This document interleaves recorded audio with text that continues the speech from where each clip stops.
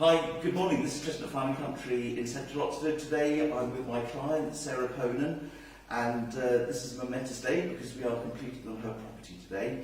Sarah has had her house on the market on and off for over a year without any real great success. She contacted me and we sat down and really worked through a strategy as to what we can actually do to sell the property. Not only did we sell the house, but we achieved £25,000 over the asking price, I believe. Yeah. Which we're delighted with. The reason really for posting this video is that I would like Sarah to explain anyone who is looking to sell their property or is trying to sell their property, what advice they can actually give to anybody that's selling their home. What advice, Sarah, would you give to people who are trying to sell their property? Well, we've been with two estate agents. We haven't had any success story around it, so we've contacted Fine and Country, and Tristan, which was my agent, has been incredible and he's done a lot of marketing on my property, and it was sold within. We had 40 viewings and lots and lots of offers, but in the end we achieved a good offer which we accepted, and it went through fine.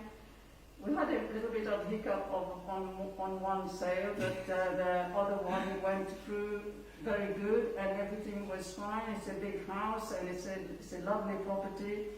I mean, I would have loved to stay here myself because it's just myself now. I moved in with my son, and yeah, it's been great agent and very communicative and very informative, and all the way through the sale. We had update every other day or every other week if there's anything he could do to I mean, it was very stress-free, really. Yes, it was. I think it's just all about communicating and stuff. Yes. And that relationship between me and you. Exactly. There were times when you were stressed out, and obviously it was down to me to sort of soothe things over. So, I mean, in terms of what marketing strategy we actually put in place, what was the most single thing that, as advice to people who are selling their property, would you give to anyone who's saying, I'm trying to sell my house, I haven't been able to sell it?